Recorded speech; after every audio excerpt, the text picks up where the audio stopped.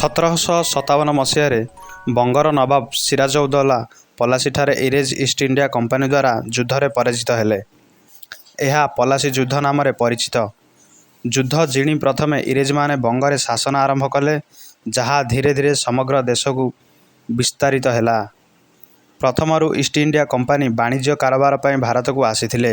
ଦେଶର ରାଜନୈତିକ ଦୁର୍ବଳତାର ସୁଯୋଗ ନେଇ ପରେ ଶାସନ କରିବାକୁ ଲାଗିଲା।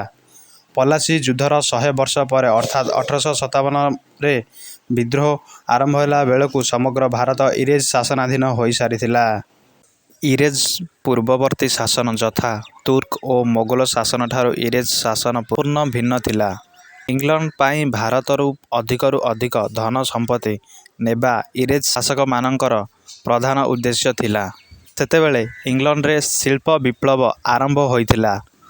ନୂଆ ନୂଆ କଳକାରଖାନା ବସାଇବା ଲାଗି ଆବଶ୍ୟକ ହେଉଥିବା କଞ୍ଚାମାଲ ଭାରତରୁ ସଂଗୃହୀତ ହେବାକୁ ଲାଗିଲା। ପୁଣି କଳକାରଖାନାରୁ ଉତ୍ପାଦିତ ସାମଗ୍ରୀର ବିକ୍ରି ପାଇଁ ଭାରତରେ କ୍ଷେତ୍ର ପ୍ରସ୍ତୁତ ହେଲା। ଆବଶ୍ୟକ କଞ୍ଚାମାଲ ଓ ଖାଦ୍ୟଶସ୍ୟ ମଧ୍ୟ ବହୁଳ ପରିମାଣରେ ଭାରତରୁ ରପ୍ତାନି ହେଲା। ଇଂରେଜମାନେ ଦେଶର ଶାସନ ଡୋରି ଧରିଥିଲେ ବୋଲି ଭାରତରୁ ଏଭଳି ଧନସମ୍ପତ୍ତି ବୋହିନେବା ସହଜରେ ସମ୍ଭବ ହୋଇପାରିଲା। ତୁର୍କ ଓ ମୋଗଲମାନେ ନିଜର ବାସସ୍ଥଳୀ ମନେକରି ଭାରତରେ ଶାସନ କରୁଥିଲେ। ମାତ୍ର ଇଂରେଜ ଶାସନରେ ଭାରତ ହେଲା ଏକ ଉପନିବେଶ।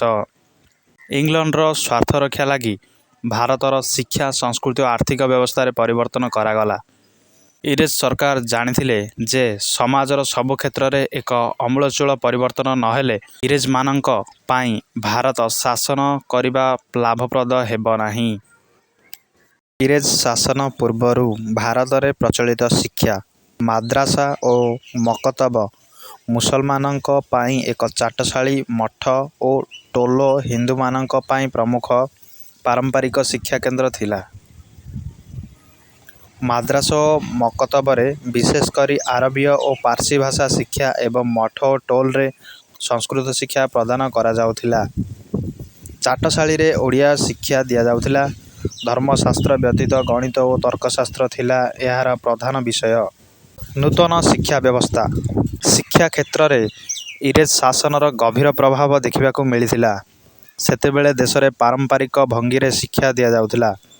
ଚାଟଶାଳୀ, ମଦ୍ରାସା, ମକତବ, ମଠ ଓ ଟୋଲ ଆଦି ଗାଁ ଗାଁରେ ସ୍ଥାପିତ ହୋଇଥିଲା। ତହିଁରେ ବିଶେଷ କରି ଅକ୍ଷର ଶିକ୍ଷା, ଗଣିତ, ସାହିତ୍ୟ ଓ ଦର୍ଶନ ଆଦି ପଢ଼ାଯାଉଥିଲା। ଇଂରେଜ ଶାସନ ଆରମ୍ଭ ହେଲା ପରେ ପ୍ରାୟ ଅର୍ଦ୍ଧଶତାବ୍ଦୀ ଧରି ସରକାର ପାରମ୍ପରିକ ଶିକ୍ଷା ବଦଳରେ ଆଧୁନିକ ଶିକ୍ଷା ଦେବାକୁ କୌଣସି ଯତ୍ନ କରିନଥିଲେ। ଇଷ୍ଟ ଇଣ୍ଡିଆ କମ୍ପାନୀ ଭଳି ଏକ ଲାଭକାରୀ ବାଣିଜ୍ୟ ସଂସ୍ଥା ହାତରେ ସରକାର ନିୟନ୍ତ୍ରଣ ଥିଲା। ଆଧୁନିକ ଶିକ୍ଷାର ପ୍ରସାର ହେଲେ କମ୍ପାନୀକୁ କୌଣସି ଲାଭ ହେବ ବୋଲି ସରକାର ମନେ କରୁନଥିଲେ। ଅନ୍ୟପକ୍ଷରେ ଦେଶର ପ୍ରଚଳିତ ସାମାଜିକ ନୀତିନିୟମକୁ ଜାଣିବା ସରକାରୀ କର୍ତ୍ତୃପକ୍ଷଙ୍କ ପକ୍ଷେ ଅତି ଆବଶ୍ୟକ ଥିଲା। ନଚେତ୍ ଆବଶ୍ୟକ ସ୍ଥଳେ ଶାସନ ପରିଚାଳନା କରିବା କଠିନ ହୋଇଥାନ୍ତା। ଏହି କାରଣରୁ ଆରମ୍ଭରେ ଶିକ୍ଷାର ପ୍ରସାର ପାଇଁ ଦେଶର ପାରମ୍ପରିକ ଦେଶୀୟ ଶିକ୍ଷାକୁ ଅଳ୍ପ ବହୁତେ ସାହାଯ୍ୟ ଦିଆଗଲା। ଉଦାହରଣ ସ୍ୱରୂପ ଲର୍ଡ଼ ୱାରେନ ହେଷ୍ଟିଙ୍ଗ 1781 ମସିହାରେ କଲିକତାରେ ଏକ ମାଦ୍ରାସା ସ୍ଥାପନ କଲେ। ଏହାର 10 ବର୍ଷ ପରେ ଜନାଥନ ଡନକାନ ବନାରସରେ ହିନ୍ଦୁ ଆଇନ ଓ ଦର୍ଶନ ଶିକ୍ଷା ନିମନ୍ତେ ଏକ ସଂସ୍କୃତ କଲେଜ ସ୍ଥାପନ କଲେ। ଇଂଲଣ୍ଡରେ ଆଧୁନିକ ଶିକ୍ଷାର ପ୍ରଭୂତ ପ୍ରସାର ଚାଲିଥିବା ବେଳେ ଭାରତରେ ପାରମ୍ପରିକ ଶିକ୍ଷାକୁ ସହଯୋଗ କରୁଥିବାରୁ ସରକାରଙ୍କୁ ଖ୍ରୀଷ୍ଟିଆନ ମିଶନାରୀମାନେ ଘୋର ବିରୋଧ କଲେ। ଦେଶରେ ସଂସ୍କୃତ କଲେଜ ଓ ମାଦ୍ରାସ ଶିକ୍ଷାର ପ୍ରଚଳନ ହେଲେ ଭାରତର ଲୋକମାନେ ପାଶ୍ଚାତ୍ୟ ସଂସ୍କୃତି ପ୍ରତି ଆକୃଷ୍ଟ ହେବେ ନାହିଁ ବୋଲି ଖ୍ରୀଷ୍ଟିଆନ ମିଶନାରୀମାନେ ମନେ କଲେ। ସେମାନେ ଦାବି କଲେ ଯେ ସରକାର ଆଧୁନିକ ଶିକ୍ଷା ପ୍ରଚଳନ କରନ୍ତୁ, ଯଦ୍ୱାରା ଶିକ୍ଷିତ ବର୍ଗ ପାଶ୍ଚାତ୍ୟର ଧର୍ମ, ସଂସ୍କୃତି ତଥା ଆଚରଣକୁ ଆପଣେଇବାକୁ ଆଗ୍ରହୀ ହେବେ। 1813 ମସିହାରେ ଇଂଲଣ୍ଡରେ ଚାର୍ଟର ଆଇନ ପ୍ରଣୀତ ହେଲା। ଶିଳ୍ପ ବିପ୍ଳବର ଆବଶ୍ୟକତାକୁ ପୂରଣ କରିବା ଲାଗି ଭାରତ ଭଳି ଏକ ବିଶାଳ ଉପନିବେଶର ଶିକ୍ଷା, ସଂସ୍କୃତି ଆଦିରେ ପରିବର୍ତ୍ତନ ଆଣିବା ଆବଶ୍ୟକ ହେଲା।